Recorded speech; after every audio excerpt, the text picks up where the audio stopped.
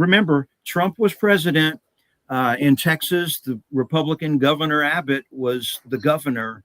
And it's with these Republican administrations that all of these mandates and shutdowns were instituted and started. And of course, all those huge the checks they mailed to everyone, and the I forget the name of all those programs, but it was, some business owners got $20,000 checks. That was all Republican money flushed down the toilet with COVID and coronavirus as an excuse. Buy my novel, Escape from the Village, from major booksellers online. Go to escapevillage.com. Subscribe to the Substack. Go to fountainheadforum.substack.com. Support the forum. Go to buymeacoffee.com/fountainheadforum. Thank you. Welcome to the party, pal. This is Fountainhead Forum 404. I'm talking to Wes Benedict, who has served in the past as the executive director of the Libertarian Party here in the USA. And Wes is currently running for LNC chair, and he's I think he's done a few other jobs in his libertarian journey. And I'm going to talk to Wes about his run and his experience. How are you, Wes? I'm doing good. Thanks for having me, Chris. Well, Wes, first of all, I'd like to start out with, how did you become a libertarian? Well, I had been a Republican for quite some time, mostly focused and interested on economic issues. I was a big free market fan and free trade and for low regulations and against things like welfare. But I was gradually becoming disenchanted with the Republican Party because they would talk about smaller government and lower taxes, but would not deliver that. And one of the most famous examples is the first President George Bush saying, "Read my lips, no new taxes." And then he caved in and allowed more taxes. So I was disappointed with the Republicans and what they were delivering. And then I remember reading or hearing a couple of times that Milton Friedman called himself a libertarian.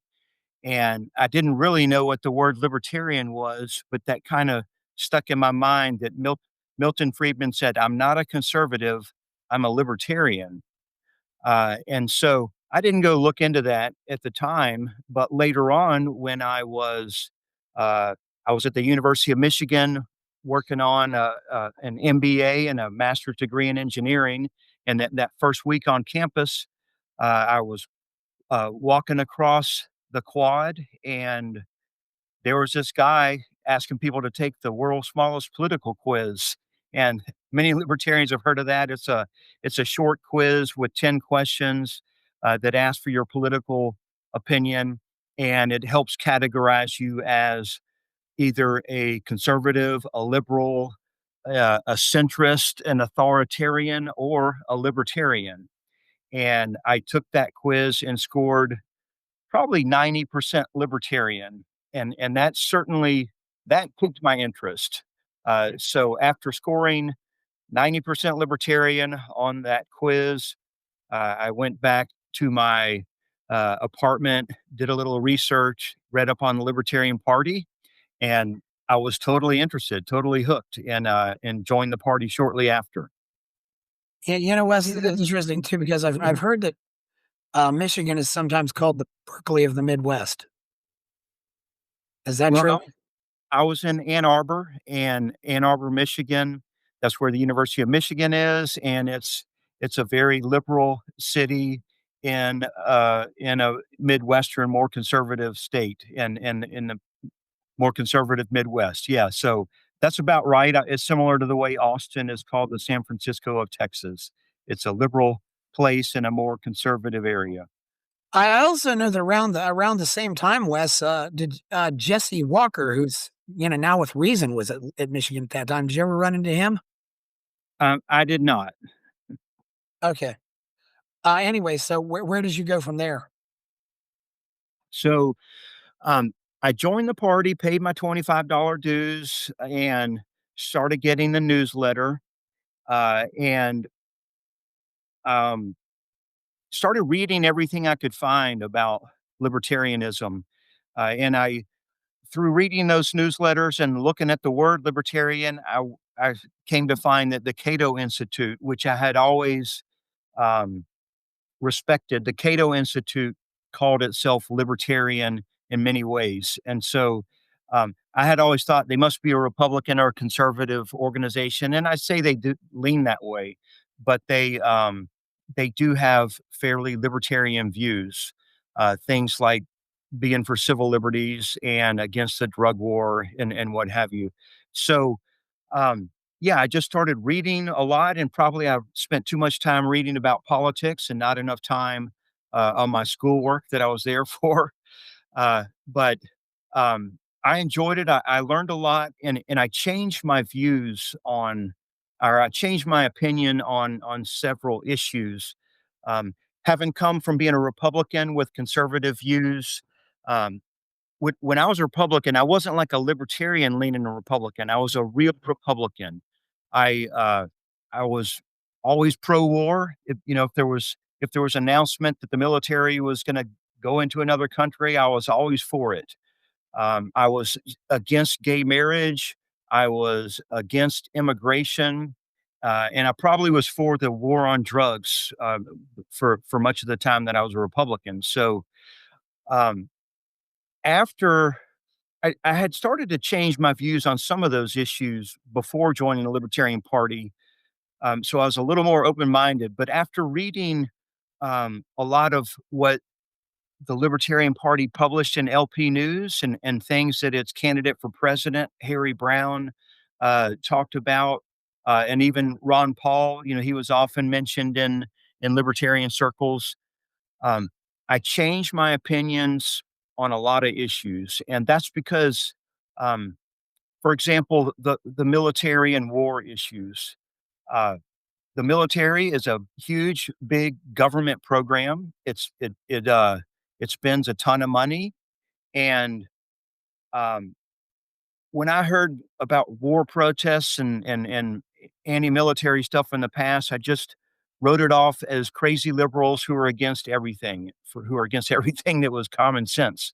Um, but now, um, as someone who is for lower taxes and free markets, to have another person that's for smaller government and low taxes and free markets explain why uh, many military actions are counterproductive, and they certainly cost money, and often they create uh, more enemies than what we had to start with. So I was open where I wasn't open to a Democrat liberal talking about issues. I was open to free market folks explaining to me why um, most military actions are bad or counterproductive, and that a lot of them that America has been involved in could have been avoided and wouldn't necessarily.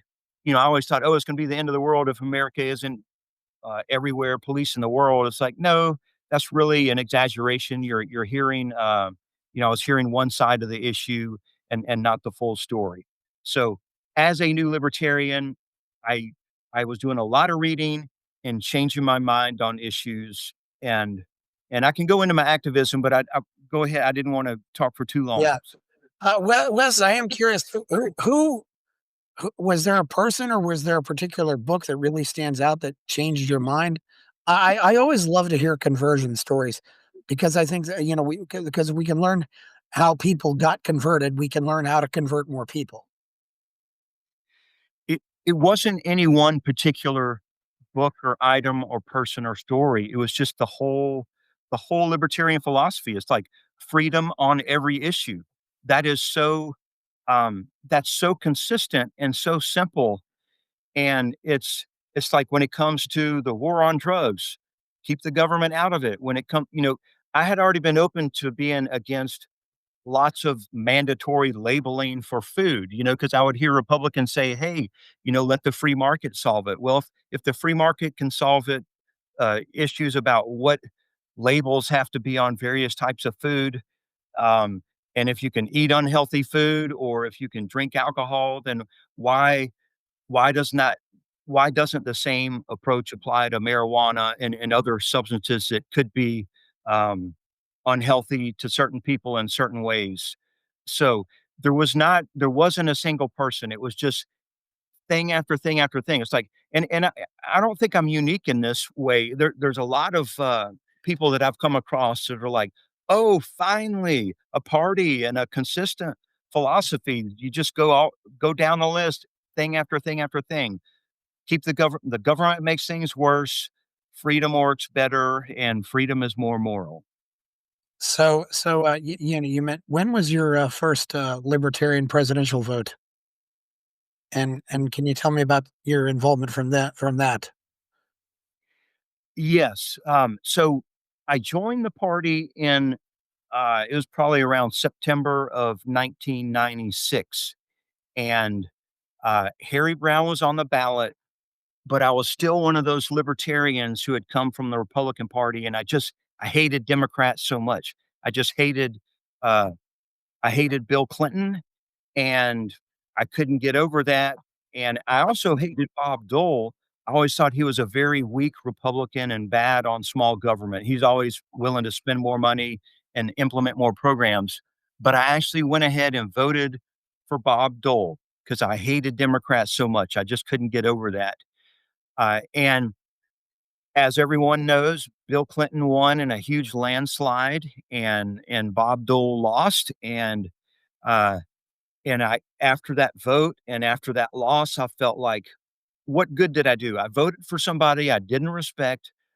I helped give a vote to someone that was not promoting something that I liked, and I voted against the libertarian who I really liked a lot. Harry Brown was a great communicator, had a lot of great positions on issues, and I really liked him. So I felt like I had betrayed uh, the Libertarian Party and my personal beliefs. And after that, I voted Libertarian in every presidential election. So 2000 on, always voting Libertarian. I don't think I've ever voted against a Libertarian who was on the ballot for any position since then. And not to mention, quite possibly the most boring human being in all of recorded history. But anyway, uh, Bob Dole, that is. Bob Dole, that is. Okay. Yes. So when did you what offices have you held since then, Wes? Because you were executive director, but did you do some other things before that? Yeah. So I went to a few meetings when I was in Michigan, but I didn't get active really, other than reading a lot and donating money. Um, From there, I moved to Georgia, to Cobb County, Georgia, which is just a suburb of the Atlanta area. And I started going to the meetings, and I became the Cobb County chair after a few months. It was a small group. There was mostly two men who were going routinely, two to three people. And um, after I became chair, I started inviting more people to show up, and we had routinely 10 to 15 and maybe as many as 20 on a time or two come to our Cobb County, Georgia meetings. That was 1999 to 2000. And from there, I moved to Austin, Texas, and uh, I volunteered some, went to the Travis County Libertarian meetings, and Travis County's always been a fairly active group compared to other places. Um, I ended up I agreed to be a candidate for county commissioner in 2002, and soon after that served as I think I, I think I was secretary for the Travis County Libertarians for a little while, and then served as chair for a couple of years as well. And then executive direct.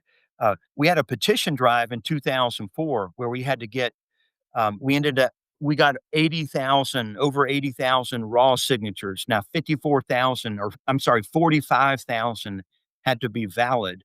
But I did a whole lot of work for that in 2004, all as a volunteer. I spent my own money traveling the state. I trained people. I recruited paid petitioners and volunteer petitioners, and spent probably close to 6 months in total when you count the time getting ready for it, the time petitioning, and then all of the work afterwards to clean up and pay people and shut things down. I probably volunteered for 6 months for that, and it was a big petition drive. Texas hadn't done one in a decade or more, and it was successful. And I think because of that big effort, uh, it showed that I could get things done. And Pat Dixon ran for chair of the Libertarian Party of Texas in 2004, and I ran for and I'm sorry, and I after he won that office, he uh, proposed to hire me as executive director for the Libertarian Party of Texas. So I spent 4 years as executive director of the Libertarian Party of Texas, made candidate recruitment a focus. We had a record number, 168 candidates on the ballot in 2006. And then in 2008, followed it up with another record, 173 candidates on the ballot. Um, and I, uh, I announced a year before, like at the very beginning of 2008, that this would be my last year doing that, that 2008 would be my last year serving as executive director. So we had time to look for people to replace me, and we did that at the end of 2008, and then about 6 months later, I was hired as the national executive director in the headquarters, which at the time was in Washington D.C. And so I went up and served as executive director, and that was I served twice. There was a brief break in between, but that was a total of over 8 years as national executive director. Who was the chair when you first got hired? Bill Redpath was chair when I was hired, and um, I guess after about a year and a half, no, I guess it was after 1 year, then Mark Hinkle was elected chair. Mark Hinkle from California. He had been a California chairman in the past and served on the LNC. After Hinkle, I left after Mark Hinkle's time after about a year and a half. So I had been there 2.5 years, and I returned to Louisiana for about a year and a half. I got married during that time. That was a big reason for leaving and going to Louisiana. And then after a little while later, Jeff Neal was elected national chair, and he called me up and asked if I would serve again as executive director. And so he hired me. And so I went back to Washington, D.C. to the national executive director position. Yeah, Served yeah. on, go ahead. Jeff was elected chair in 2012. Okay, well, and Wes, I've also heard you gave up a good career for this, right? I mean, you were an engineer, you had an MBA. Needless to say, I don't think you got a raise when you took the job as executive director. Is that correct? Right. I did have a good career as a engineer. I worked at various I worked at a major Fortune 500 company. I had a mechanical engineering degree from the University of Texas, and then I got the MBA and a master's in engineering from the University of Michigan, and worked as a consultant after that, and then had a small business and sold it. So it's because I did well early in my early career that I was able to afford to work for free for 6 months for the Libertarian Party doing that petition drive. Um, and yeah, I would be way better off financially if I'd stayed in the business and engineering world. But I felt like um, this is a good cause. The Yeah. Libertarian Party is trying to make the world better, trying to make things safer and more prosperous, and so it was for a good cause that I'm doing this. Oh yeah, yeah. It's for a good cause, Wes. I just like to emphasize now and then though that a lot of our people really do give up a lot to do this, and it's not they actually.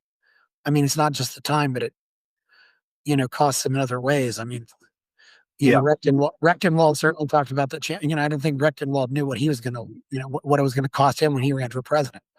So yeah. anyway, Wes, His what would you call some of your greatest accomplishments as executive director?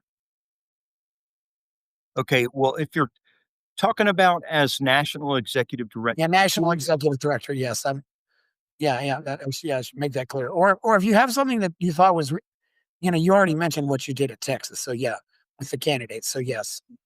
well, I would say that there was a couple of things that I did that were important as national executive director.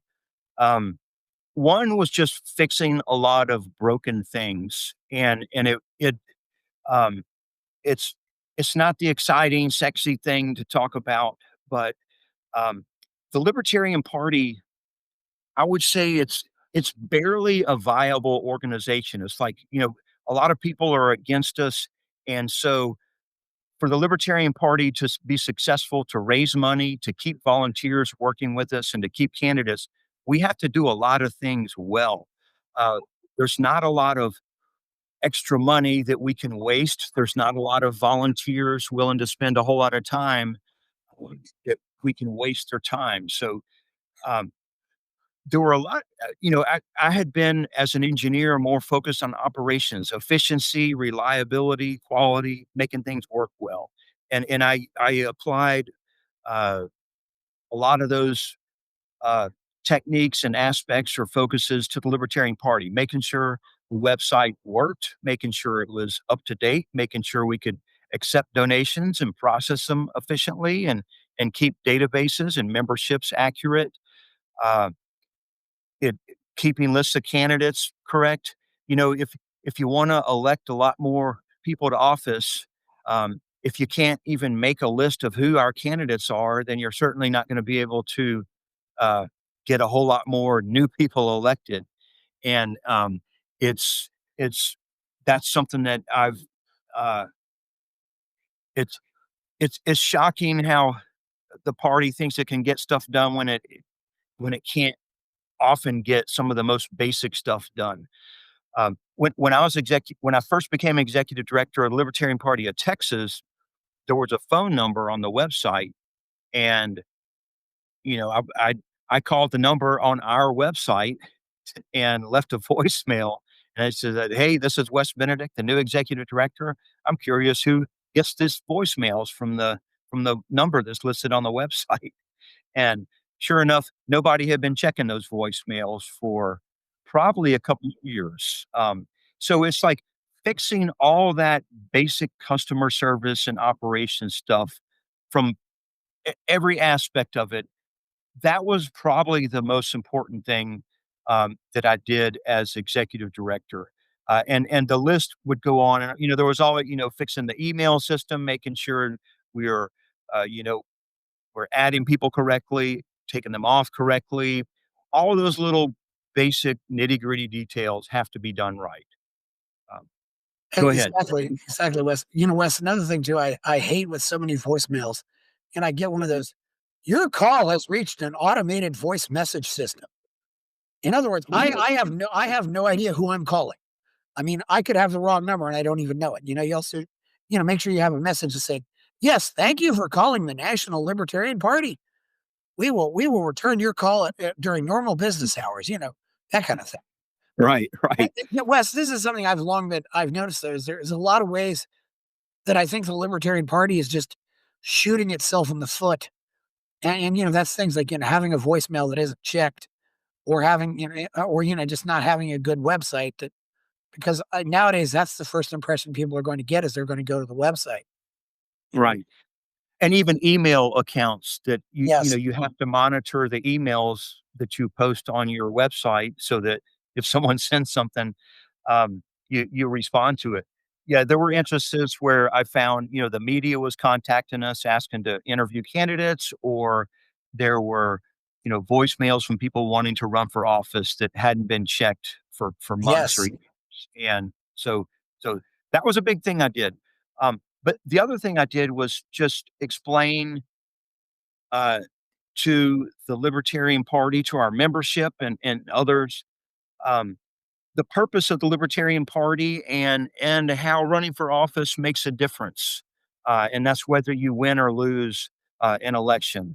And it's if people don't have confidence in what they're working towards, then they're just going to go away and do something else. And um, there's often been a tension in the party over whether we should admit that we might or win or lose a certain election. And I want to win as many elections as we can.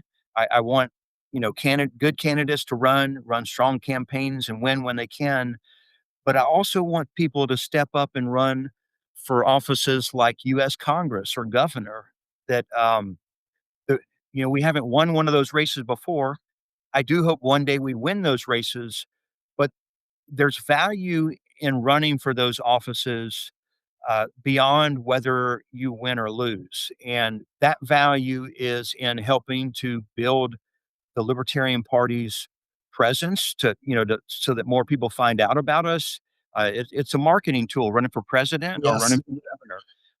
And that's the other thing that I often focused on and reminded members and everybody about constantly while I was executive director. Yeah, Wes, you especially mentioned congressional races because so many of those races end up being a race in which the red or the blue team isn't running at all. And I absolutely positively think the LP should focus on races like that because we're going to get 15 or 20% almost without any work because we're the other choice. But I do have to ask Wes, a lot of people say this. Do you think the return on investment on the presidential run is really better than, say, the return on the investment of somebody running for governor or running for county commissioner or running for a Senate seat from a state?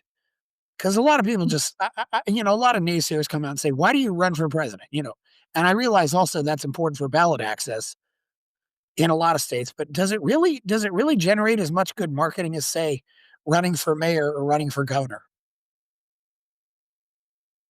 I think it does. When you run for a lot of people, and I'm talking about the public in general, they don't pay attention to races other than president. Uh, and some of them will pay attention to governor a little bit. Very few people know who their own congressman is. And when you're talking to county commissioner, most people don't know what a county commissioner is. I mean, I actually did not know what that was until I was asked to run for county commissioner in Travis County, Texas, and I had to read up on what was a county commissioner.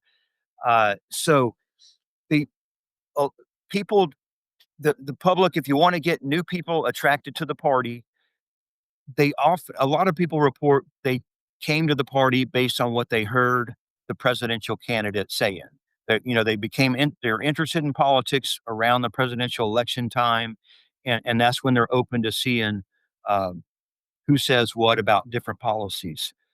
The candidate for president typically raises uh, over $1 million. I think Gary Johnson's campaign, it was 3 to 12 million, depending on whether you count these various committees and PACs that supported his campaign.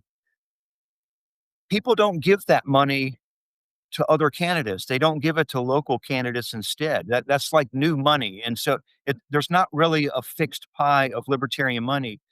If there's not a big presidential candidate running, then just that money doesn't come in at all. So it's and that's been proven so many times all across the nation. There's If someone's running for a small city council race in wherever in America, people don't go from all over America and donate to that candidate's race. And that's even if the national party, like when I was a national executive director, we would sometimes send out emails saying, "Hey, this guy's running for this local race. Check him out and go look at his website." We couldn't always say donate directly, but we could certainly make the implication that that would be a good thing to do. He's raising funds for his race. Go look at he has a good chance of winning. When we would do that, we would get reports back that just a small handful of people would donate. It would be more like they raised a few $100s from that. Whereas you send an email saying donate for the candidate for president, and thousands of dollars come in from that email. So it's just the case that people uh, are interested in the presidential campaign. They're interested in national politics. You talk about Social Security, war, uh, federal income taxes, trade policies, tariffs. terrorism, all that's federal issues, and that's what's on the news all of the time, and that's what uh, the average voter thinks about when they think about politics. That is true, Wes, and I don't know if that's necessarily a good thing, but we've got to deal with the world as it is. Who are some officials within the Libertarian Party? I mean, whether it be LNC chair, anybody on the LNC, or a state chair, or a past executive director. Who are some people that you think did really great work for the Libertarian Party? Well, a lot of people have done great work for the party. Uh, Pat Dixon was the state chair in Texas for many terms, and the party did really well in Texas while I was here. And then after I left, and Pat Dixon was still chair, it also did well for a few terms after I left Texas. So, that's a credit to Pat Dixon for keeping things going and keeping the party strong. Um, Bill Redpath has been a long proponent of ballot access nationwide. He originally was from Virginia, and I worked with him there. He's the first guy who hired me, and I've worked with him on petition drives and things since then. I think he's been a good long stalwart for the party, a great activist who's accomplished a lot. There's been uh, past folks. If you look back, if you look at the history of the Libertarian Party, um, it it did well. It did pretty well while I was there from 2008 to 2018. Um, but I think a peak time was in the late 1999s and up to around 2001 or 2002. And so, yeah, I think you have to give credit to those folks. Uh, Steve Dosbach was executive director and chair during some of that time, one or the other, and they had some good staff on. They had raised, I think, over $3 million one year, which was the most ever raised for the National Libertarian Party. So you got to give a lot of credit for that. There's been a lot of good, strong activists around the country, and I'd say a lot of them have been state chair. Some of the most important activists are the state chairs who get a lot done in their state. Uh, Dr. Michael Paco in Arkansas, he's done petition drives year after year in Arkansas and recruited a lot of candidates, and I think he's a candidate himself this time, or maybe he was last time. I'd have to double check. So there's a whole lot of good activists, and um, I don't always agree with them on. Sometimes they have a little bit of a leaning this way or that way, but for me, it's who's getting a lot done. That's what matters to me more than your exact flavor of libertarianism. Yeah, I should mention this. I had a bunch of autographed books and I wanted to sell them. And my plan was to, drive from Austin to the national convention in New Orleans and have a table to sell them. And then the Thursday before that convention, my mother dies. And I don't know, if it was you or maybe it was Robert Krauser, but I called you guys up and said, "Hey, I paid for the table. I can't use it." But you all said, "Well, we'll just let you have a table in 2020." And of course, that didn't work out for other reasons, but I appreciate that because that was a nice, at least I wasn't completely out of the money. I just, used a table in 2020 instead of 2018. So Yeah, I'm glad we're at least able to try to be nice and make it up later. yes, and but the convention was supposed to be in Austin, so it would have been easy. But of course, other things intervened. Wes, I've got to talk about this. And somebody who's been involved with the Liberty movement, since the 90s. I worked at Liberty Magazine. My involvement with the LP has been intermittent, but I've really got to ask, what happened not just to the Libertarian Party, but what happened to our movement in 2020? Because the coronavirus nonsense seemed to be the opportunity that we could have seized, and we were just kind of whispering about it. And there were only a handful of people who were screaming and shouting about it. And Why weren't more people in the party screaming and shouting? This is nuts. We can't shut down businesses. We can't. This is a violation of all of our liberties. I mean, just I was it seemed like about a third actually sold us out, and a third just didn't, were just kind of indifferent. Then there was one third that was getting loud. But I wish, I mean, if a scumbag like Anthony Fauci cannot unify libertarians, will anything ever unify libertarians, Wes? Yeah, no, I hear you and I agree. And just to be clear, I was not executive director during that time. Yeah, I was not on a board position at that time. I was running something called the Libertarian Booster PAC, and I was very outspoken about the coronavirus issues and all the government crackdowns, and this was very early on. I foresaw all the stuff that was going to happen, and I published very strong statements on the on my Facebook page and other places, I sent a press release out and other things on this issue. It's it was such an easy one for libertarians. It's like we we know it was very easy to apply libertarian principles to the coronavirus issue. Uh, you go up and down the various things. Vaccines, of course, an obvious one.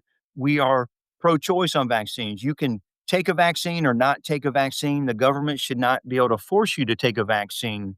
Um, and it's interesting because for decades, the Libertarian Party has complained about the FDA slowing medical developments down with requiring too much testing and whatever. And so you could make the case that the people who wanted to take some of those vaccines sooner should have been allowed to. They should have been allowed to take them sooner than the FDA released them. But also, no one should have ever been pressured or forced to take any of those vaccines. And a lot of government entities um, basically made it almost required to have a vaccine to fly or to work in certain government jobs. Um, we we are we've always been for the individual making choices on medical issues. And if you are someone who's at risk because uh, your coronavirus, because of a disease might impact you significantly, the responsibility is on you to deal with that. So if you're at risk, you can stay home, you can order stuff out, you can clean stuff when it comes to your house, but you don't have the right to require everybody else to not go shopping or not to not assemble or whatever. So shutting down any businesses was wrong. It's against libertarian principles. Shutting down churches or schools was wrong. Now, those entities could have decided that on themselves. If there's a grocery store and they think, "Hey, all our workers are going to get sick, and we think this disease is too dangerous," they have the right. A private organization has the right to shut down and set whatever policies they want. But just across the board, um, the go- everything the government did, and just remember, Trump was president in Texas. The Republican Governor Abbott was the governor, and it's with these Republican administrations that all of these uh, mandates and shutdowns were instituted and started. And of course, all those huge the checks they mailed to everyone, and the I forget the name of all those programs, but it was some business owners got $20,000 checks. It's in That was all Republican money flushed down the toilet with COVID and coronavirus as an excuse. So the Libertarian Party was weak on it, and it I was angry about it. That's why I started publishing stuff on it, because I'm most of the time I'm focused on recruiting candidates and helping them run for office. But sometimes when the party's doing a bad job at something, I got to stand up and say, "Hey, wait, yeah, you're representing my party and you're doing a weak job of it. You need to stand up and say something strong against coronavirus." And they didn't. And that I think that was a sign. It's like when times are tough, who's got your back? It's like, well, doesn't look like the Libertarian yeah, Party. yeah, and that's ended up why I supported Angela McArdle's. To her credit, she was She was leading the protests. But anyway, and I think a lot of people in the LP just follow their favorite magazine or their favorite think tanks, and you get all these people coming together in one organization who otherwise would never interact. Some people, read, they read LouRockwell.com every day. Some people read Reason Magazine every day. And then suddenly, bang, they're all here. But, I even remember thinking, when this whole thing started out, though, I just thought, well, I knew Michael Shermer, for example, would get this wrong. And he did, it's, uh, and I do hope that maybe we can figure something out from this because Wes, what kind of bothers me, you understand what happened, but I think a lot of the people who lost in Reno don't even know why they lost, and it's just like they're so out of touch. It's like, did you ever look at this? I mean, I also want to give credit where credit is due. I remember they put out a video in March showing this testing thing that should work and how the FDA was holding it up. So they were talking about how the FDA was getting in the way of progress, but that was about it, And Joe gave a speech here in Austin. She talked about it for 5 minutes out of an hour. I mean, she should have just went out and talked all about the coronavirus. And we see that the strategy worked for Donald Rainwater because we had the most successful governor campaign we've ever had. He got almost 12% in Indiana. Right. He did a great job constantly speaking out against all those mandates and shutdowns. So yeah, it was a very big missed opportunity, and it yeah, I'm still angry about it, and I Yes. understand why people are. Um, that so I hear you. I'm there. Yeah, and you really don't seem like a guy who ever gets angry, Wes. But anyway, another man who, of course, was leading a lot of protests, Wes, and I don't know if he ever would have got elected president without all this. Have you been paying attention to this guy in Argentina who has a chainsaw and says he's going to wake up the lions? I mean, I think we've got a model here for a very successful libertarian campaign, and I hope we can learn something from this. Have you learned anything from Javier Milei, Wes? Well, he is definitely an entertaining guy, and I think he's doing a lot of good stuff. There has been the occasional thing that I didn't agree with, so I'm still in a wait and see how things uh, all work out after more time has passed. But yeah, he claimed to be libertarian, and he's branded as that. The public sees him as a libertarian person, and he talks about uh, a chainsaw to every program, torching every program. Here's a government program, get rid of it. Here's another one, get rid of it. Here's another one, get rid of it.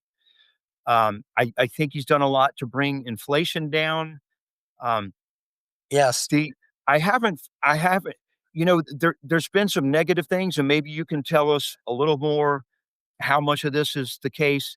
Um, you know, with free markets and that stuff, some of that's associated with Republicans or conservatives in the US. And so sometimes when someone's focused on free markets, they they bring along this anti-woke uh stance. And it's not that someone should be woke or not woke, but it's almost like some people blame uh gay people or immigrants or whatever for basic economic policies, for bad economic policies. And that's like, it's totally separate. It's the great thing about free markets and freedom and free trade is it works for everybody.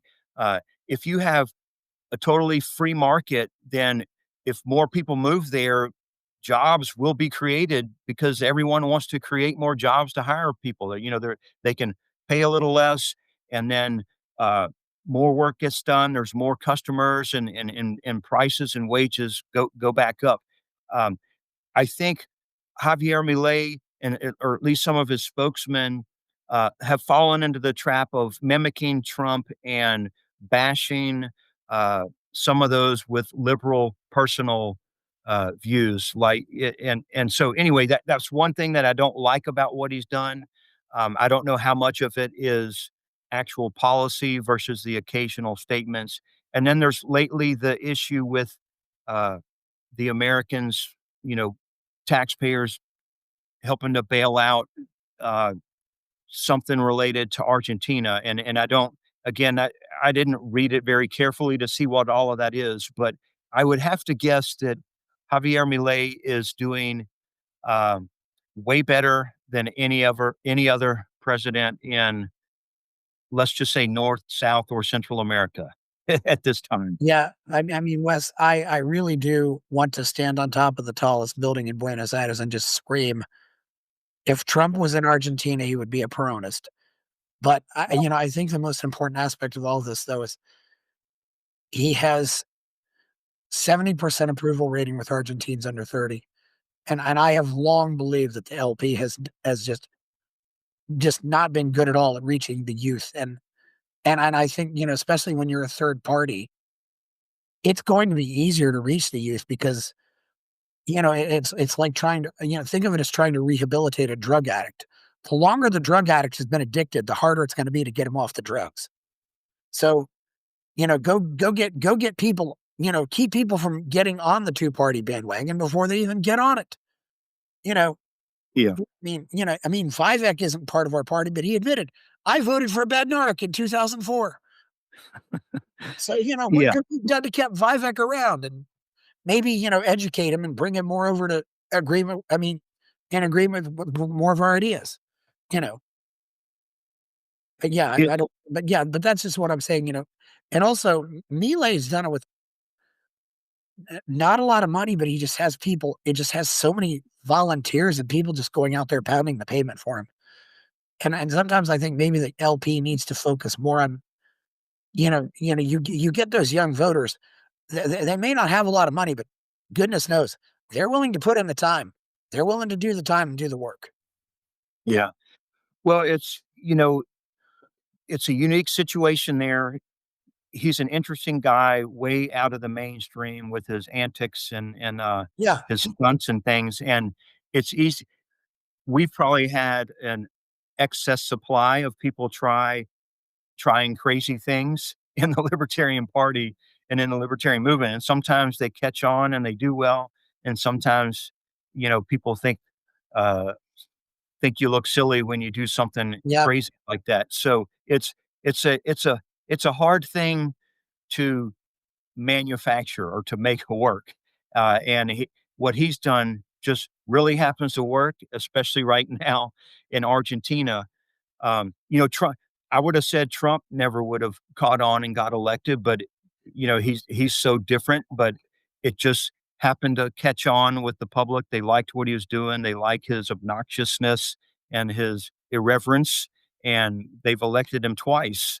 And a lot of us, if he had been behaving just like an average politician, people wouldn't have paid attention to him, and Trump wouldn't be president. Yeah. So, but yeah, if I go out and act crazy, I don't think people are gonna be like, "Oh, great, great. There's Wes. Let's all support him." That doesn't work for everyone. If I go act crazy, people will be like, "Well, he's just kind of a silly, nobody." They discount you. And we've had vermin, candidates like Vermin Supreme and seek our nomination with a boot on his head, Yeah. and it didn't work. Wes, Milei was the lead singer of a Rolling Stone cover band, which I think is a bit, knowing how to read the room, going out there and having confidence, and it doesn't work. I couldn't see Milei putting a boot on his hand, but I've seen him do videos like where he takes a hand puppet and talks. There is very much a sweet spot of being edgy and not being scary. And Yeah. if you find that sweet spot, it really it becomes attractive. And he's almost made himself, the cool guy. Milei is the cool guy, so we don't want to be like him. And also that, the balance of trying to make politics fun without being silly. I mean, I think sometimes, Wes, we don't, activism can be very tedious. It can be very, and when you're losing, and I mean, there can be a lot of things that just drain your energy. And if you've got people who just know how to make things fun, well, and being fun without being clownish, I think that's also a great strength to have. There's I a lot, think so. a lot of us are nerds, Wes. And we're not, we're not the kind of people, we don't necessarily get invited to the cool parties. Well, and it's you can't you have to be who you are, and Yeah. certain people have a certain personality that's more, uh, flamboyant and entertaining. I mean, Michael Badnarik in many ways was like that. He liked to say, uh, extreme things, and a lot of it he said it with a smile. A lot of it was entertaining and fun, and he had that kind of personality. I don't have that kind of Yeah. personality. A lot of libertarians don't. Um, I so you have to keep pushing forward, whether there's some great entertainer who's pulling a lot of the weight or not. And I think the way we do that is we have to keep explaining and to libertarians, I mean to ourselves, here's how Republicans and Democrats are so bad on so many issues, and here's how we're right. And we just need to stand up confidently and keep repeating that. Uh, and and that's something that I've been. It's why I've not been happy with the Mises Caucus over the past couple of years. I think they were reasonably angry with some things the party did, COVID related, and probably some of the negative things alienating Ron Paul supporters were not necessary. But in recent times, some of the leaders in that caucus, and Angela McArdle in particular, said way too many positive things about President Trump. Oh, goodness. You know, and it's like if all your if libertarians say one person is way better than the other, the message that sends is, well, you better vote for the way better person. Vote for the lesser of two evils. And I think um, most of the time they're almost equally bad. Republicans and Democrats are both very bad. Uh, I think plenty of people could make the case that Trump is even worse than whoever the Democrats might nominate, just because people listen to him and just he gets away with so much that's illegal and unconstitutional. But but the point is not that one is better or worse than the other. The point is Republicans and Democrats are both so bad, and libertarian policies are so good that we need to not sound like we favor one or the other. Even if you actually do favor one particular politician a little more than the other, we should just stay focused on how consistently overall both of those parties are bad and how libertarians are so much better.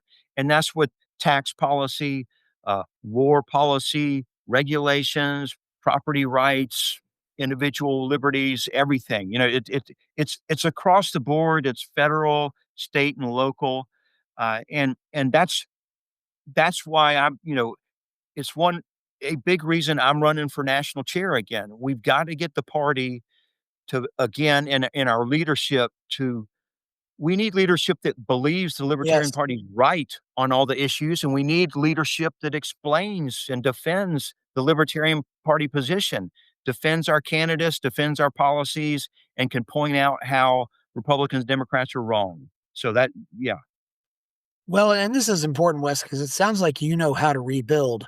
And that's what we need right now. At least we need somebody who knows how to rebuild. I've got to make another point about the Mises Caucus, Wes. And this is something that I don't know if people were fully mindful of it, but I think you're older than I am, and people like Pat and Jeff. I mean, they're great people, but I look around sometimes at the Libertarian Party, and I almost always, I mean, I was born in '71, and I almost always seemed like I was one of the younger people there, and it still was that way. But then I go over to the Mises Caucus, and I'm an old man. The Libertarian Party seems to have completely blown it with what you would call Generation X. I mean, there's hardly anybody. I mean, so many people in the LP are either about 8 years older than I am or about 8 years younger than I am. And people around my age, they're hardly there at all. Well, you could say the Libertarian Party blew it. You could say the Mises Yeah, Caucus blew it by yeah. instead of recruiting libertarians and getting them to be libertarian, they recruited some people leaning libertarian and taught them to attack the Libertarian Party and make it smaller. We do need more younger folks in the party. Now, if you look at their idols, the Mises Caucus idols, it's very old men like Ron Paul. How old is he? 90s, what? So yeah. I know. Yeah. I know So it. they're the leaders that they look up to are Yeah. these very old uh, uh, folks. Um, the the some of the Ron Paul activists and Mises folks, going back a couple of decades, if you look at what they've done, they were Republican Party activists or followers who Yeah. liked Ron Paul, and their mindset was attacking the mainstream Republican Party. And Yeah. so a lot of them never learned how to build a party or build a movement. They just mainly learned how to attack the Republican Party.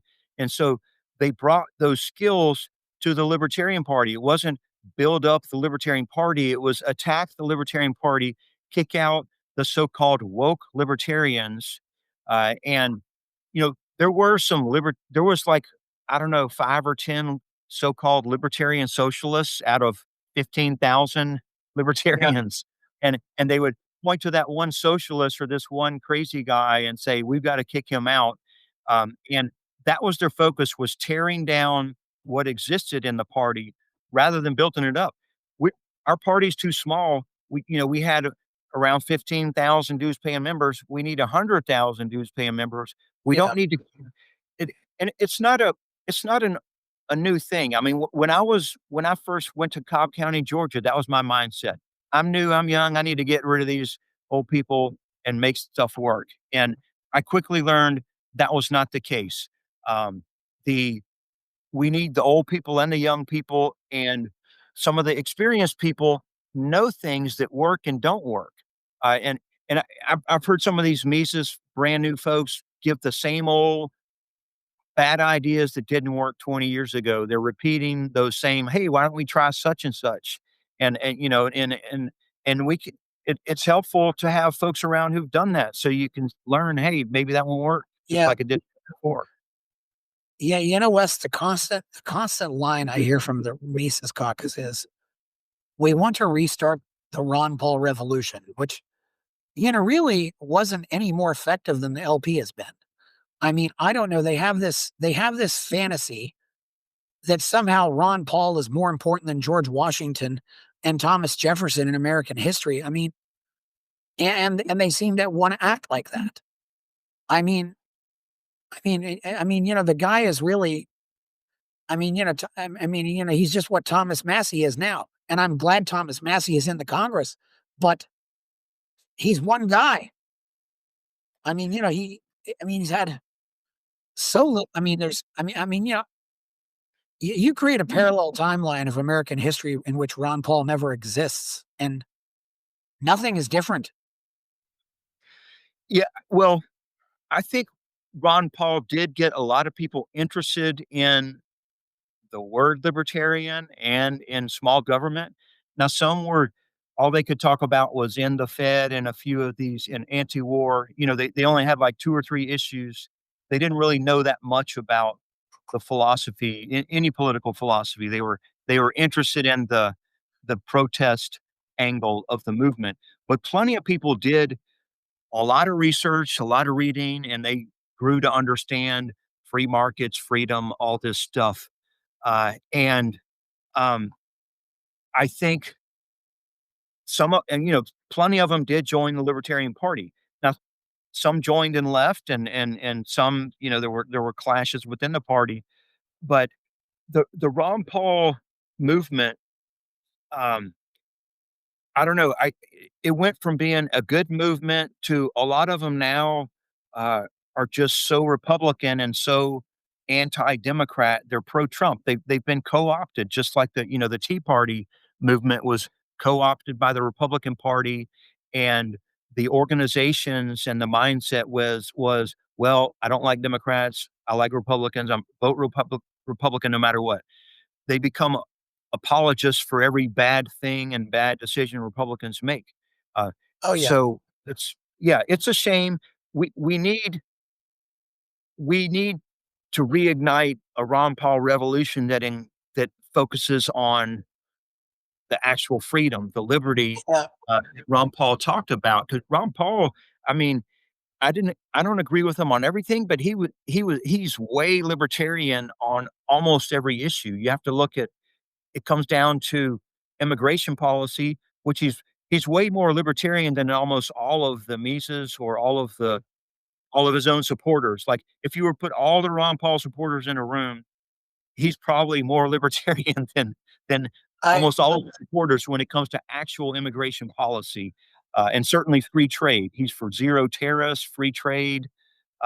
So we, I think we just, yeah, it didn't work well. It would have it been wasn't. better if the Libertarian Party had absorbed the Ron Paul movement and kept them focused on freedom. Yeah. I do want to point out too that a lot of Ron Paul people, they did stay with, and, they did stay, with groups like the Republican Liberty Caucus. But there's also a whole lot of Ron Paul people who just went off and did their own thing. They're anarchists. They call themselves voluntarists. I mean, they don't want to have anything to do with electoral politics. I think the Mises Caucus is really just a small part of the whole Ron Paul movement that happened. In fact, it seems like to me the Mises Caucus is the one. It ended up being the dumping ground for the worst of them, if you want, and that's not a nice way to say it, but you know, It's well, it's another. Basically, what I'm saying is Michael Heiss couldn't get a job anywhere else, so he started the Mises Caucus. yeah, and it's been a negative. I don't know that for sure, but that's just speculation. But yes, Yeah. I don't know about him. I don't know him very well or his personal yeah, situation, but um, the the the Mises Caucus has made the Libertarian Party worse. oh yeah, Wherever they took over state parties, they got very little done. They got rid of a lot of the long term libertarians who had been long term activists who got a lot done. So you look at the fundraising is down, membership's down, the number of candidates running is down. Um, almost all objective members numbers or measures, I'm sorry, have gone yeah, down, and it's and so yeah, I want to fix that. When I was hired as executive director of the Libertarian Party of Texas, it had just gone through a lot of internal fighting and bickering, and it was a dysfunctional organization. And it was easy to turn around and bring to new record levels. When I was hired as the national executive director in 2009, it was going through similar struggles. Fundraising was way down. Bob Barr had been our presidential nominee. Um, he wasn't, there was plenty of people who didn't like Bob Barr, but I'll just say Bob Barr as a libertarian was way better than Bob Barr before he was a libertarian. Uh, the Libertarian Party and its policies and the movement had a very positive impact on Bob Barr. He was very unlibertarian, and then he was significantly more libertarian after being our candidate and while being our candidate for president. But there was a lot of internal strife over that, and the party shrunk a lot, and the national staff was struggling. So, a lot of things were broken, and I got there and fixed up most of it within a year and a half. The party was doing well when I left after just, I'm sorry, 2.5 years. After just 2.5 years financially, and pretty much every other measure, the Libertarian Party was doing quite well. And we can turn it around again now. I know it needs to be done. I served, as executive director, you're the primary chief staff person for the party. It was my full-time job, and I hired other people, and I was responsible for fundraising, for all of the operations, for helping with candidate recruitment, for the messaging, for putting out policy issues. I didn't do 100% of the work myself. We had a staff. We had uh, a good team of other people helping, and but it's important for that I knew how to do every task that the party needed to be done, and so if I couldn't have someone else do a good job of it, I could always do it myself. I'm talking about writing a press release or appearing on a news program, or graphic design, or database management, or website management, all of that. So if I'm elected chair, I don't know the current staff very well. I barely know them at all. They may be good at certain things, and they may have some holes, or they may not know what they need to focus on in many cases. So I think I can put together a good team, uh, Yeah. using some of the existing folks. Maybe there'll be some new folks brought in, and new money, and get the party back up to where it was a few years ago, and then beyond that. So that's what I want to. That's why I'm running for chair. I want to turn it around, build it back up again. I'm not even sure if there's any staff left at LP National, but you brought. I remember you mentioned you brought in Andy Burns, and he sounds like he's a very good database guy or CRM guy. The guy who manages all those those databases and the names and helps us market ourselves. Yeah, he still works. I think it's directly with several states, Yeah, rather than being on the national staff. But yeah, things like websites, and the donation systems that are embedded in the websites, and the databases that are built from all of that. He's been a great uh, service in that aspect, and still doing it in many states. yeah. Wes, it's also very important that you hire the right people, you set expectations, and you keep the right people. I mean, I noticed, after the Reno reset, it looked like there were 3 people that were hired, and then within a year and a half, they were all gone. I mean, it could be that the people, that you're hiring are misleading you about what they can do, but to me, high turnover is always on the management, and turnover is never good. Yeah, and I had several long-term libertarian activists and staff on my staff. Um, it's there's just assumption, for whatever reason, and I had this myself when I first got involved with Libertarian Party. These ideas are so great, the party must be incompetent. Im it must be filled with people who don't try hard, or they're stupid or incompetent for, for various reasons. And, um, and so if I just get rid of them and have someone decent put in there, then the party's suddenly gonna do well. That was my mindset when I showed up. I had just gotten an MBA from, uh, Michigan. It was ranked number 2 by Business Week. There's no one more cocky and self-confident than somebody who just got an MBA from a top management school. Uh, and um, that's the way so I think that's what a lot of the Mises Caucus folks were thinking. And it's there's been waves of people like that every few years. This is not like a one-time thing. It's like new people show up, they think, "Oh, I have to get rid of these old people so that I can make all these great things happen." And they get rid of some of these older people, and it's not necessarily the age, it's just whoever was in that position for a few years. They push them out, they put themselves in and get elected, and then they realize, wow, this is a hard job. There's no one to boss around. I have to do all the work myself, or I have to find some volunteers to do it, because I kicked out the people who knew what they were doing. Yeah, And they find, oh, it's not just getting on the then maybe one or two of their friends run for office, and they always have the same idea. Even Scott Horton came up to me with this idea after the Mises takeover, and it's like, oh my God, that again. He comes up to me. It's like, what if we get a lot of donors to help just one libertarian candidate for state rep? Then maybe we can get elected, and then it'll just go from there. That Everyone has thought of that. Like, every libertarian has thought of that multiple times since 1972, when the party was founded. And it's not as simple as that. Uh, you you can put a ton of money behind a single candidate for state rep, and they might go from 2% to 3%.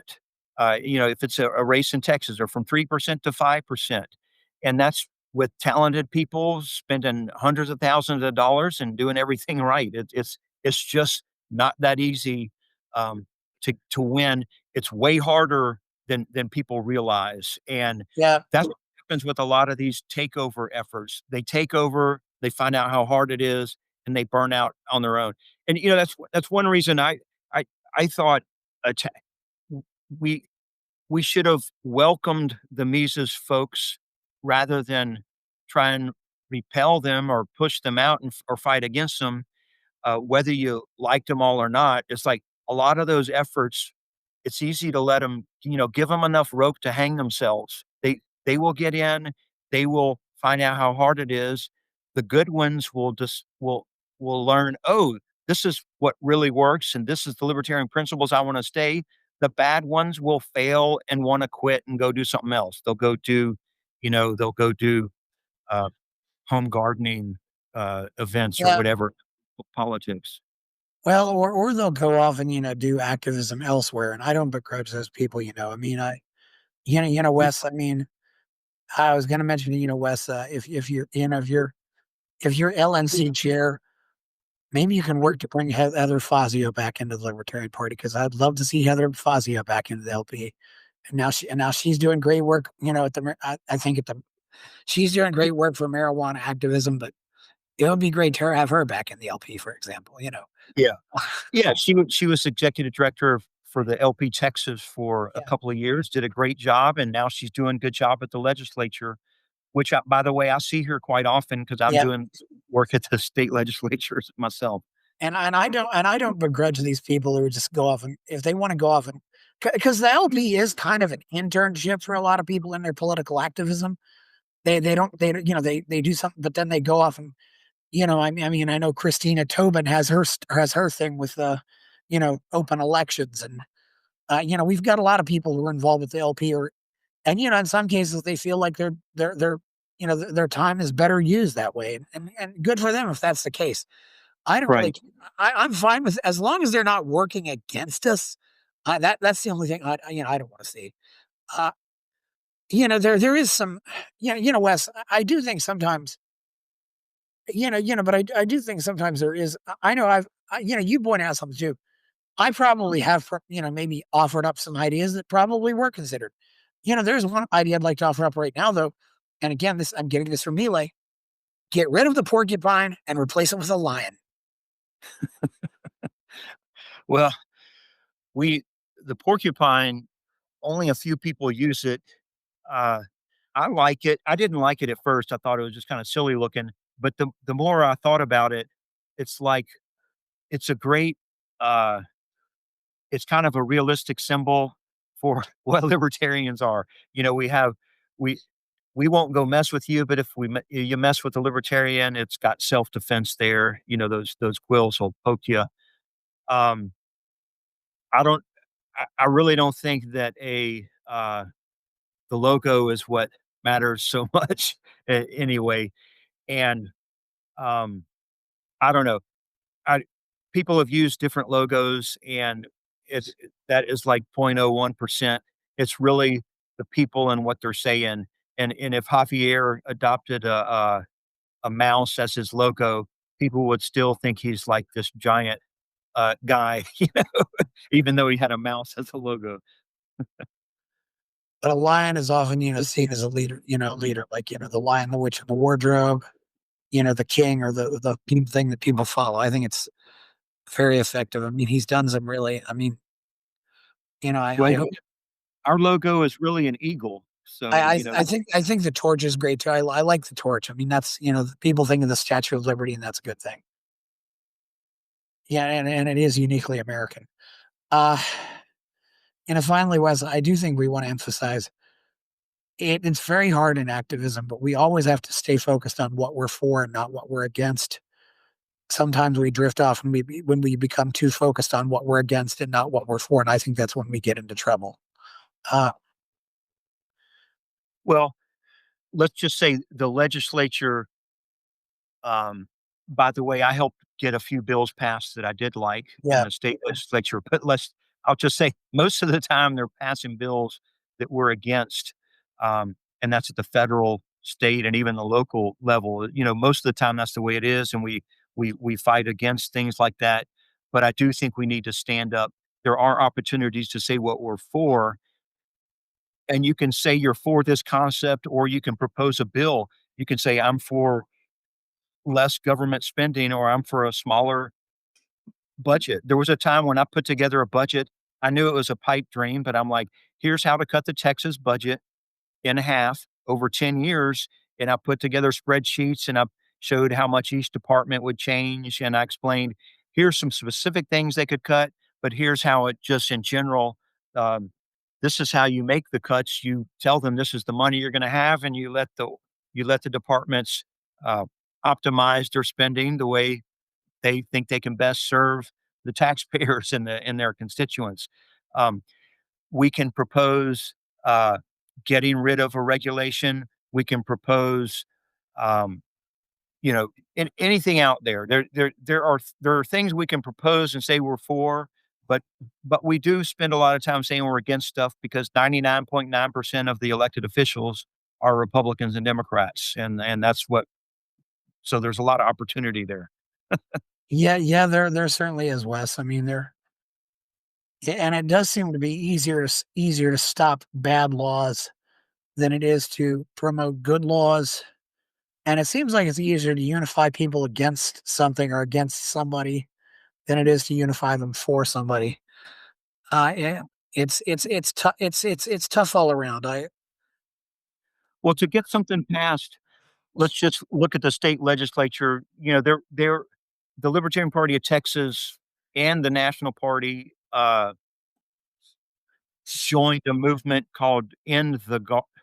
Defend the guard, yes.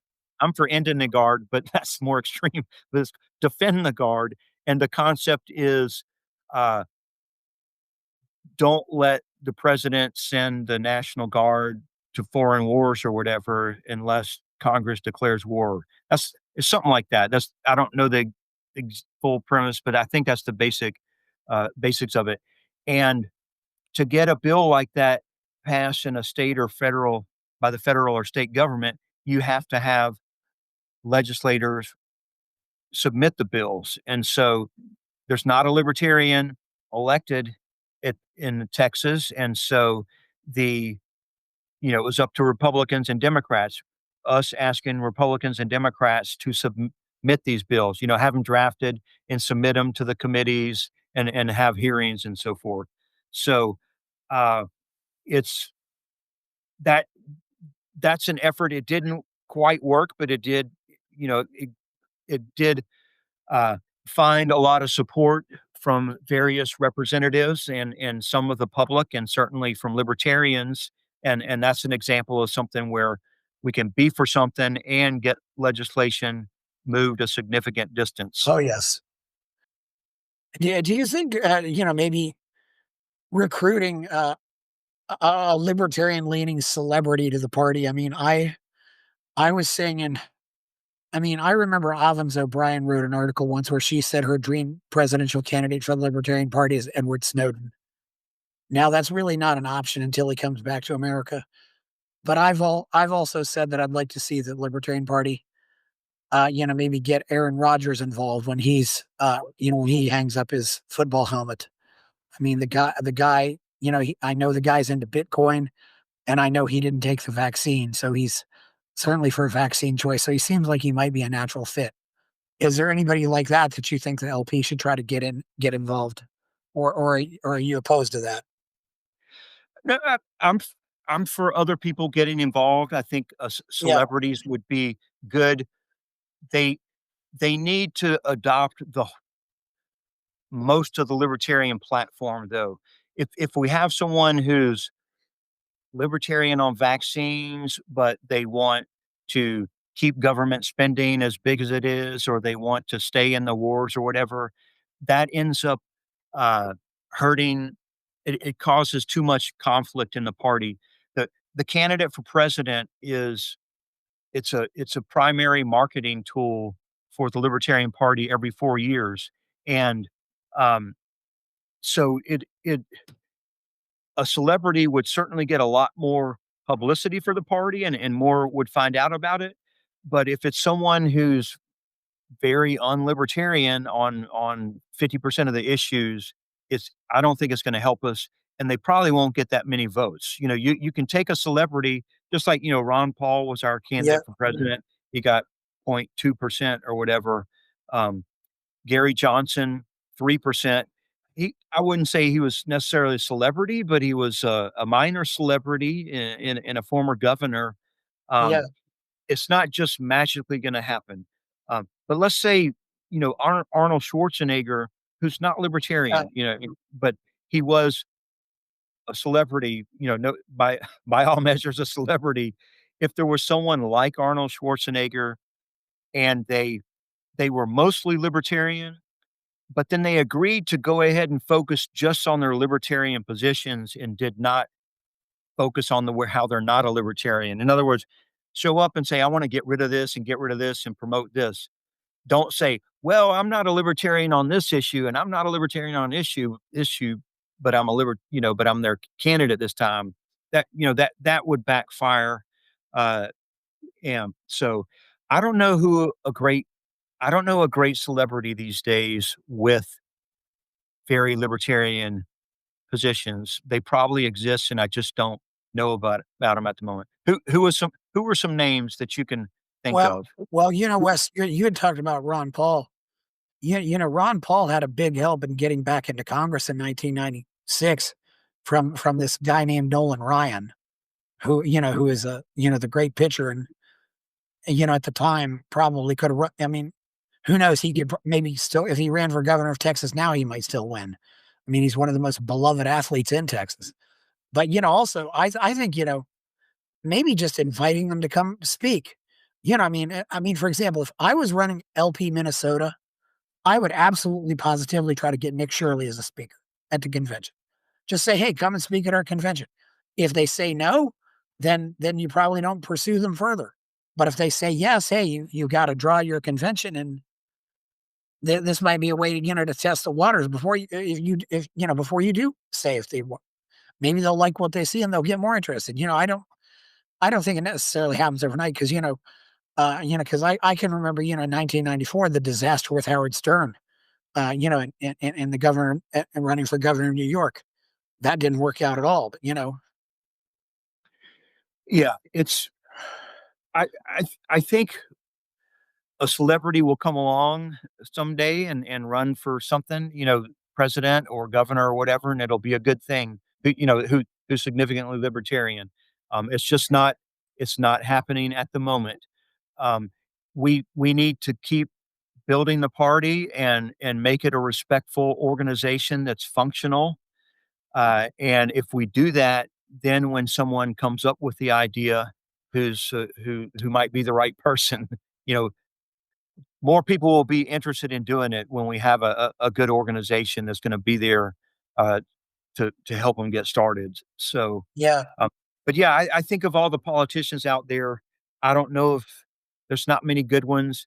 I mean, Thomas Massey's doing a good job on most things, and Rand Paul's better than the rest of the other senators.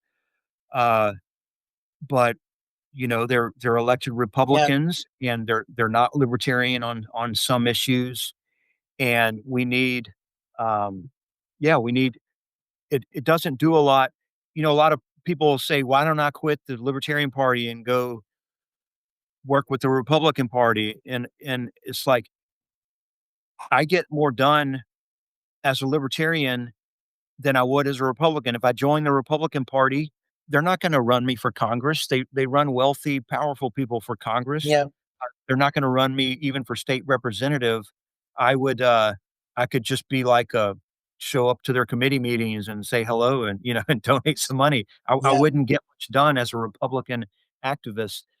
Um, so taking someone like Thomas Massey, if he's getting good work done in Congress, taking him out of Congress and having yeah, him do something with the Libertarian Party may not be a big net increase to the yeah, liberty movement. We need to take people who aren't getting anything done right now and put them in, but who have resources and talent and time, and put them into positions where they will do stuff that's new to yeah. promote I liberty. I want Thomas Massey to stay exactly where he is. I mean, Maybe he might decide to run for Senate in Kentucky, which is a logical progression for a congressman. But otherwise, I that does bring me to think. I just thought of it though, Wes.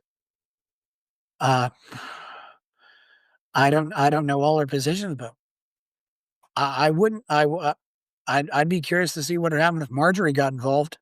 Marjorie Taylor Greene. She was. I know she's good on Edward Snowden. I know she was good on Julian Assange. I know she was. She's definitely not part of the establishment. She's good on foreign policy. I mean, I'd have to look at all of her positions, but she's a successful businesswoman. That's part. I think that's part of our natural constituency. Successful business people, like Gary Johnson was. Yeah. Well, and I don't know Marjorie Taylor Greene very very well or her other positions, so I can't comment on whether she'd be a good libertarian or not.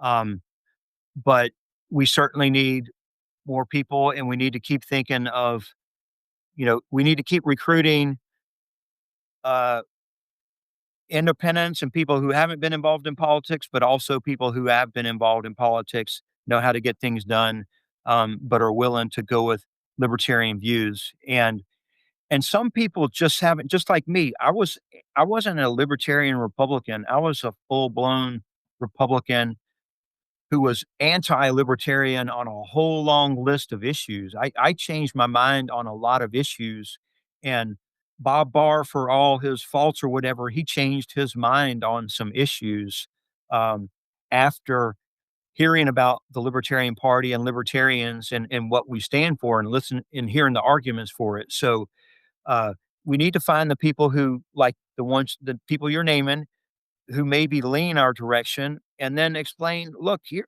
it's so simple. No, on all these things, no government or little government, the less government, the better. And um, we kind of need people who aren't afraid to speak out, who aren't afraid to run for office and get 5% or 3%. I think that's one thing that happens with some of these former Republicans or Democrats who might have been a congressman or a governor. They they're used to being scared to say something controversial, and so then they become a libertarian and they start soft pedaling things, or they start getting uh, wishy washy on issues. Um, Meanwhile, Trump, who I don't like, he's not sometimes he's wishy-washy, but he's often very bold on whatever he thinks we ought to do. Build a wall. He didn't like say build a little bit of a wall. He says build a wall and make Mexico pay for it. I'm against the wall. I'm just pointing out that he boldly said that. Javier Milei boldly saying what he wants to get done. We need people who will join the Libertarian Party. I was a little scared to talk about the drug war when I first joined, because it's pot smoking hippie weirdos, people getting high. What is all that?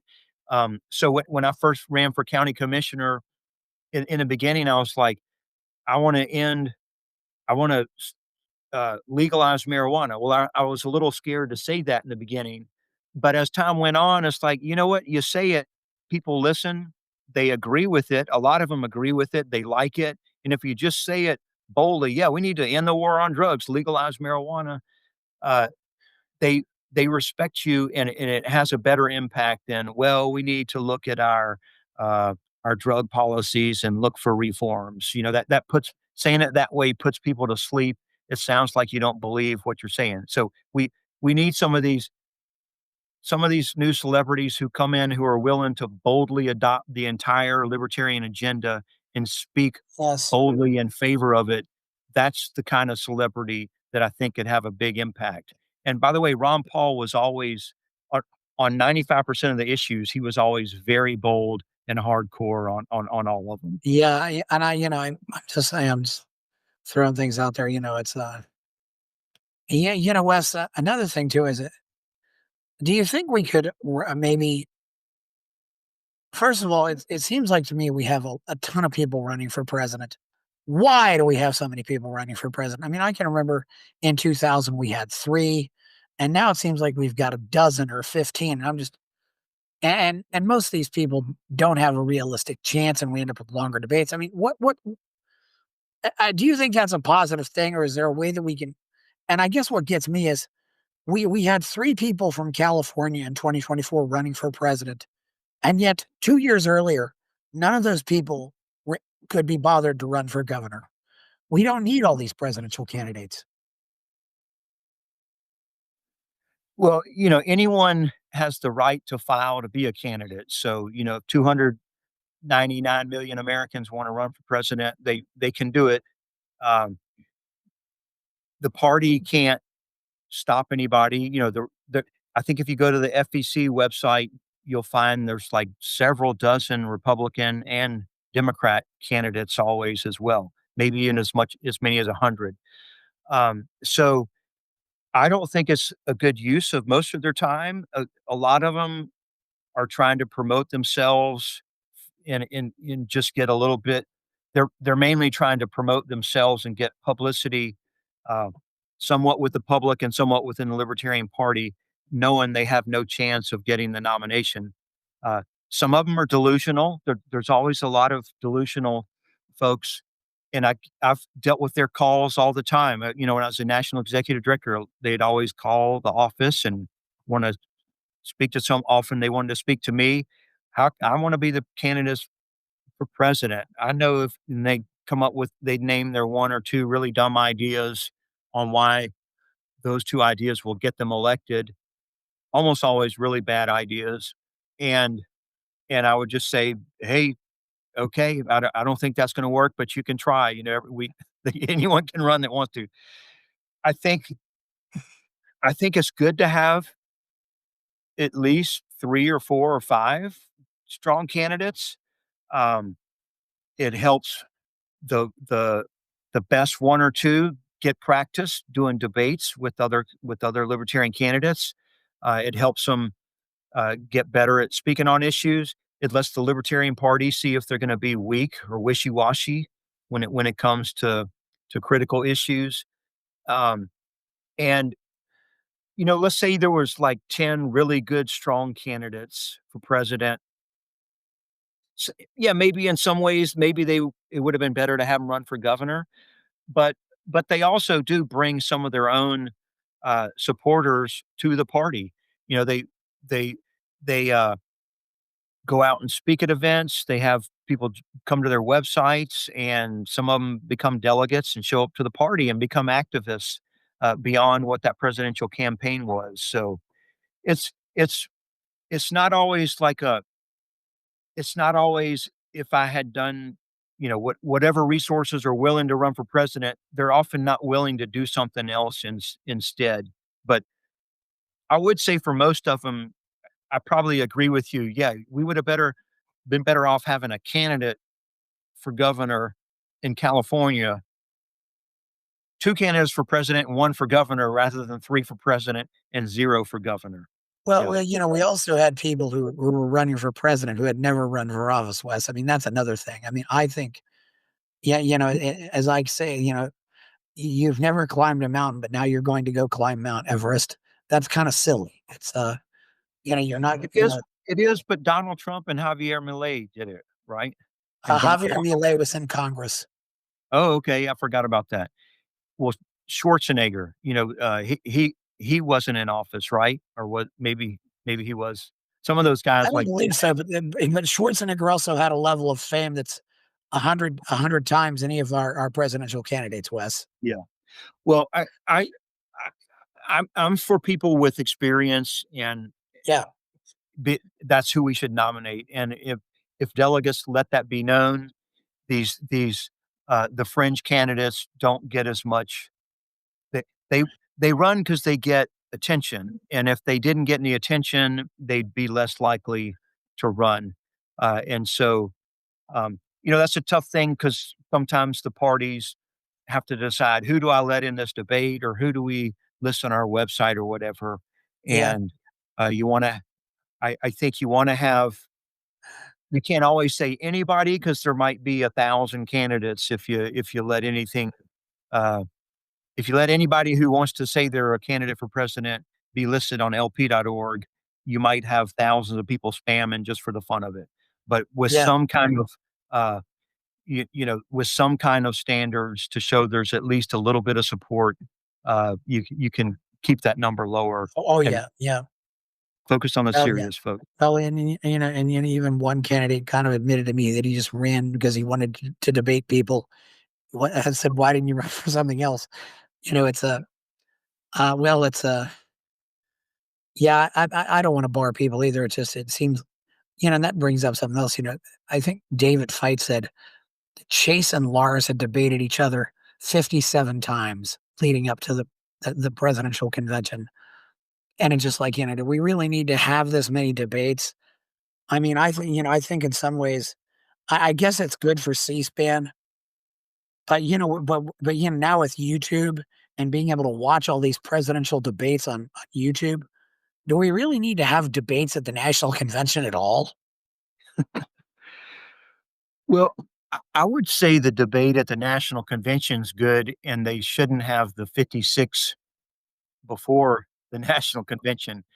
Um, if you go to a convention and these different events are happening, if you have some speaker, some famous speaker like Ron Paul or whoever, um, people really aren't paying that much of attention. I'm serious about this. If you look at this, the speakers the Libertarian Party has at its state and national conventions, they often we're trying to get these semi-celebrity libertarian leaning folks.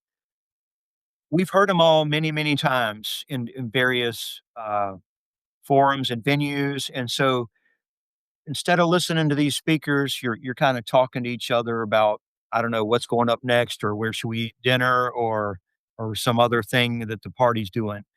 Um, but when it comes to those presidential debates and the debates for the leadership of the party, the delegates, a lot of them are sitting there listening carefully and are very interested. So those debates always get way more attention and focus than any other kind of speaker. And that's been my observation. I've noticed this for years and it never seems to prove untrue. So I would say the debate is important, but there does need to be standards.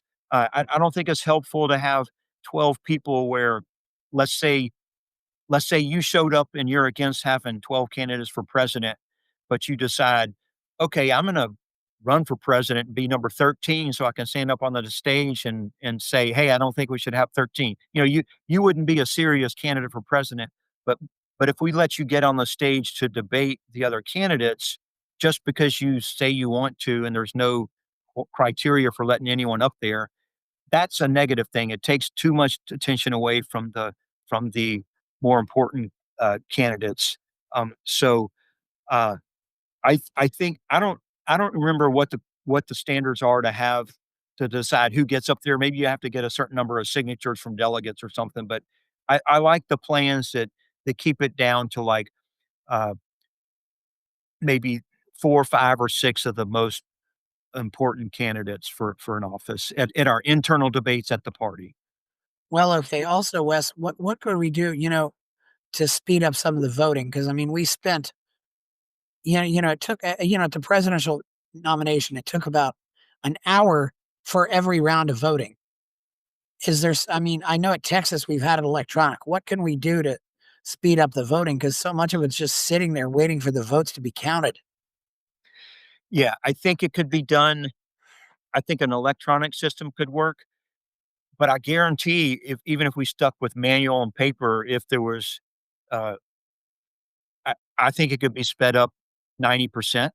I mean, uh, that I haven't watched the process carefully myself, but I know that I could come up with a way to count 400 votes or count 1,000 votes in a short amount of time and enter them in a spreadsheet and have those results quickly.